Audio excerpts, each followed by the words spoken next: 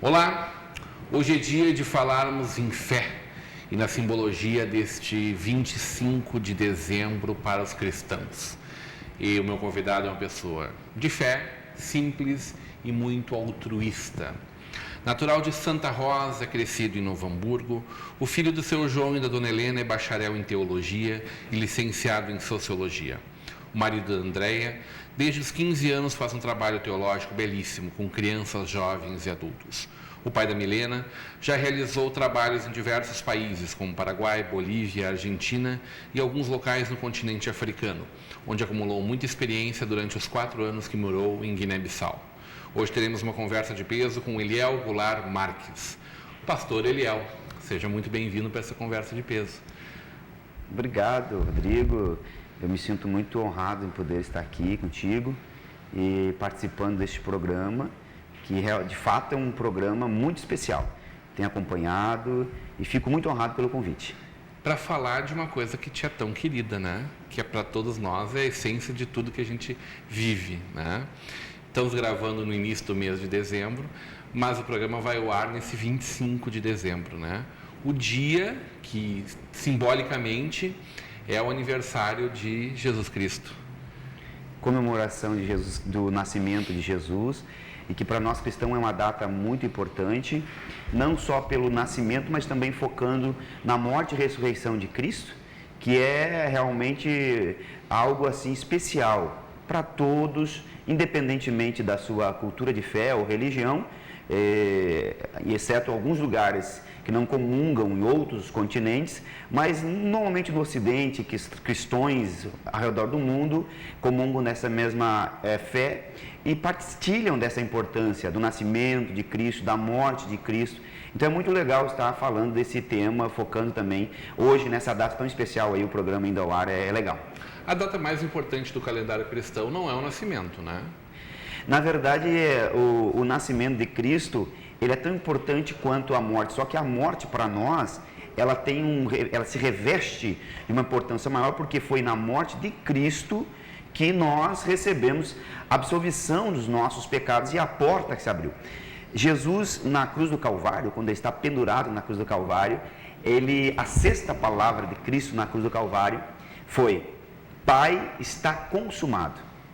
Então, a sexta palavra de Deus, quando ele diz Pai, está consumado o quê? Todo o projeto, plano para o qual ele veio a esta terra, se consumou onde? Na cruz. Então, quando ele diz Pai, está consumado, ele diz Pai, eu concluí o projeto. Eu vim, tomei forma de homem, né? Tomei forma de servo, fui obediente, como o apóstolo Paulo escreveu aos Filipenses, capítulo 2, que ele foi obediente em todo o seu tempo, inclusive obedecendo ao plano de redenção, que era chegar à cruz do Calvário. E ali ele se entregando por todos, independente de cor, raça, etnia, povos, línguas e nações. Se entregou por todos. Por isso, João capítulo 3, versículo 16, que é o texto áureo dos cristãos, né? Porque Deus amou o mundo de tal maneira que deu o seu Filho unigênito para que todo aquele que nele crê não pereça, mas tenha a vida eterna. Então, porque Deus amou o mundo de tal maneira, todos, incluiu todos, desde os que nasceram de Adão até o último que haverá, todos. E na cruz do Calvário, Jesus consuma esse plano, que é o plano que estabeleceu o Evangelho, o qual ele veio estabelecer o Evangelho. Na cruz ele consumou, e aí a sétima palavra diz: na tua mão eu entrego o meu espírito. Então ali a Bíblia diz que ele morre e ao terceiro dia ressuscita. Então por isso, na morte, para o cristão, para nós, realmente aí se reveste de algo muito sobrenatural, porque é ali que Jesus consuma o plano e nasce a igreja, nasce com a morte de Cristo, nasce a igreja. Essa igreja te acompanha desde o teu nascimento, né? Teus pais já são cristãos, né? Exato. Meu pai, ele é um obreiro da igreja, como a gente diz, né? Na linguagem lá de dentro da igreja, obreiro. Ele já, quando eu nasci em 77, Meu pai já atendia a congregação, já atendia a igreja, um obreiro da igreja. Então eu nasci num berço cristão, né? Um berço, o meu nome já é também um nome bíblico também. Meu nome é Eliel, né? Deus é Deus, na linguagem hebraica significa Deus é Deus. Foi um nome extraído já da Bíblia, por causa do berço. Então tudo já nasceu ali, eu já nasci dentro de um berço cristão. Estava marcado então. Com certeza. E o teu nascimento, teu crescimento se deu dentro da igreja também. Dentro da igreja. Eu me lembro na minha infância, meus primeiros anos, 2, 3 anos, 4 anos, eu me lembro que eu morava literalmente dentro da igreja. Nós morávamos nos fundos de uma capela, de uma congregação, o pai atendia, nós morávamos por ali e tal, aqui em Novo Hamburgo mesmo. Então, essa infância, assim, desde criança, até porque eu iniciei muito cedo, né? Eu lembro, assim, que com 9 anos, meu pai queria que eu usasse gravata, né? E já para ir ao culto. Já para ir ao culto, porque com 8 anos eu comecei a pregar na igreja. Olha só. Comecei a trazer... Então são 30 anos de pregação, em mais de 30 anos de pregação. Pois é, já vai chegar nisso aí, porque com 8 anos oficialmente eu iniciei pregando. Foi uma coisa assim, muito especial esse dia, né? Eu tinha 8 anos quando eu fui convidado para trazer uma mensagem numa igreja, até foi na cidade de São Leopoldo. E eu comecei ali, e aí meu pai então já ficou todo empolgado, porque imagina o pai, né, vendo o filho assim, aí já queria que eu usasse gravata, eu chorei. Chorei muito porque aquilo me sufocava. Hoje eu tenho dificuldade de não usar gravata. Faz parte do teu dia a dia usar gravata. Então meu berço nascia ali, né. Como é que foi para ti, vendo toda a evolução dos teus amigos dentro da igreja, né?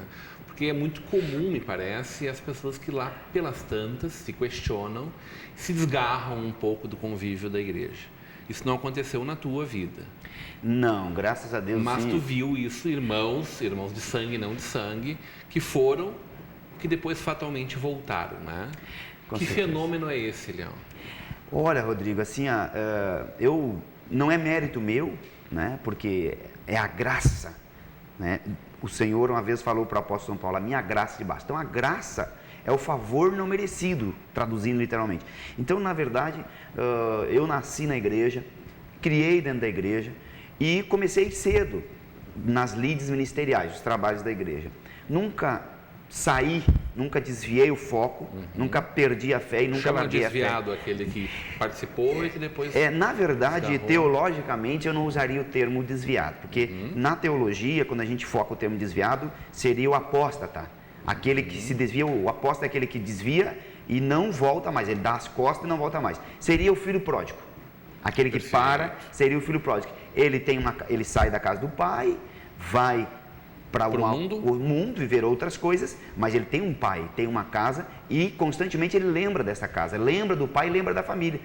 O desviado não, o desviado ele não quer saber mais e nem quer ouvir. Então, não aconteceu comigo, graças a Deus, como eu disse, não é mérito meu, mas de fato, muitos outros da minha época, né, a gente até, outro dia encontrei alguns que estão fora ou estiveram fora, mas já estão regressando. Com o tempo eles vão regressando, porque a gente fica marcado, né? Com certeza tem uma graça de Deus e a gente que participou, recebeu a palavra de Deus um dia, dificilmente a pessoa consegue viver fora. Mas isso tem a ver com o rigor da formação? Tem a ver com as exigências de partilhar desse mundo? Não, isso tem... Eu creio assim que quando a pessoa aceita Cristo ou nasce num lar cristão, e de qualquer forma ele tem que aceitar, mesmo nascendo numa questão, ele precisa aceitar Jesus um dia, como eu fiz, tem que se decidir também, porque ninguém segue. É curioso que o batismo ele não acontece como para os católicos no início da vida, e depois tem uma confirmação, ele acontece realmente quando a pessoa diz, eu quero receber. Exatamente, porque quero ser batizado. Jesus diz que quem crer e for batizado, no capítulo 16 e 15 de Marcos, quem crer e for batizado, então a capacidade de crer, a gente sabe que é de uma certa idade em diante, né? Uma criança não tem a capacidade de crer até mesmo naquilo que ele não entende, então ele precisa ter uma idade, ele participar, passar por um discipulado, no momento que ele crê, é ensinado e crê naquilo, então ele pode pedir o batismo. Aí se dá com 12, com 13 ou com 14 anos, às vezes até mais, mas não pelo rigor, mas é que quando a graça de Deus, a gente recebe uma graça de Deus, quando a gente participa, é cheio da palavra de Deus, a pessoa fica marcada e não consegue mais viver longe, dificilmente consegue viver longe, porque é tão bom, é tão gostoso, né, a gente ter essa graça dentro da gente, E o mundo sabe que o mundo só traz desilusão, tantas coisas tristes. Pois é, esse mundo está cheio de ofertas das mais gostosas à primeira vista possíveis, né? As mais variadas, tentadoras, né? Como durante toda a Bíblia a gente tem N visões da tentação, né? E aí é o que o mundo oferece hoje, né, Leão? Como é que é criar um rebanho, né? Se é que se pode chamar assim, em 2015, batendo a porta de 2016, diante de tanta coisa gostosa que o mundo oferece, né? De fato, não é fácil, porque é tudo ilusão, é uma questão ilusória que o mundo, porque quando a gente fala a palavra mundo para as pessoas que estão nos ouvindo entender, teologicamente, o mundo a gente usa num termo sistema, de sistema, né? Não é o cosmos em si, a Terra, mas o sistema. Quando a gente usa a palavra mundo para simbolizar essa questão da força do mal, então é um sistema, é o pecado, é a maldade, e não o cosmos em si, a Terra. Agora, o mundo, ele traz ofertas, como tu disseste, ilusórias, temporais, e isto não é fácil hoje para que as pessoas se desprendam disso e ao primeiro momento enxergue, porque na verdade é tão lindo, tão bonito que as pessoas até querem experimentar. Muitos depois de experimentar tantas coisas desse mundo, vão entender que não é tudo aquilo. E aí acabam então voltando, né, para Deus, pedindo reconciliação, ou então procurando uma solução em Cristo Jesus, que é o caminho.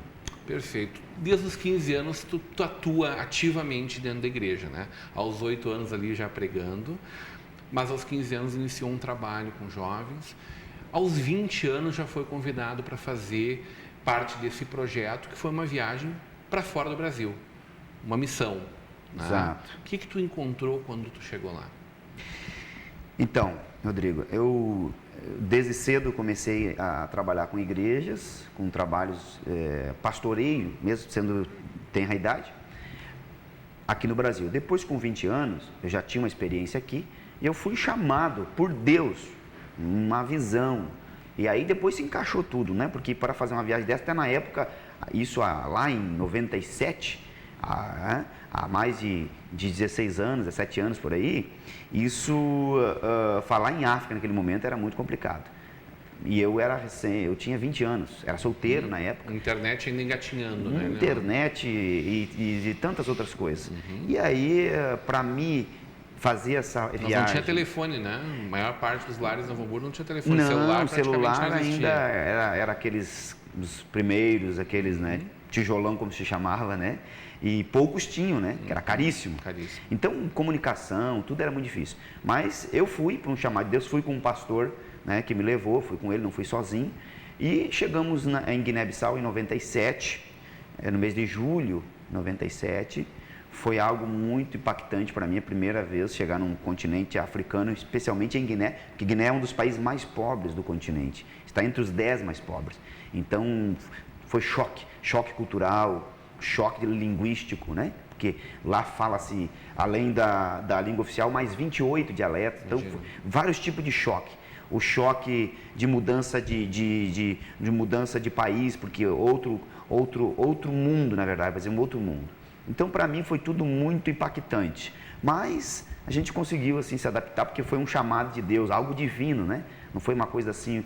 porque se não for uma coisa divina, Rodrigo, não funciona. Para fazer isso tem que ser uma coisa divina. Os evangélicos vêm fazendo um trabalho muito bonito em todo o continente, né? Trabalho realmente de resgate e, naturalmente, me parece que construindo uma nova realidade política para esses países também, a partir de novas premissas de vida, né? De vida e de além de vida, né? Como é que está esse momento hoje lá? O que tu tem acompanhado da evolução desde a primeira vez que tu foi para lá? Como é que estão as conformações políticas dos países, dos povos, né? Dos diferentes povos que antes se matavam, não que não o façam mais, mas me parece que hoje numa conformidade um pouco melhor. E principalmente sobre esse viés de conhecer Jesus Cristo. Então, se tratando de Guiné, focando mais em Guiné-Bissau, que é onde a gente tem maior conhecimento, de 97 para cá, porque em 97 o governo ainda era um governo com resquício ditatorial. E o país é um país novo, em 75 ainda que foi liberto, né? Passou pela libertação, Cabo Verde e Guiné-Bissau, foi em 1975. Então não é um país assim que tem ainda, não é um país velho, é um país novo, né? Mas tinha ainda aquele resquício ditatorial. O país era muito fechado nessa época. E de lá para cá, a gente enfrentou muitos problemas, inclusive conflitos e tantas outras coisas.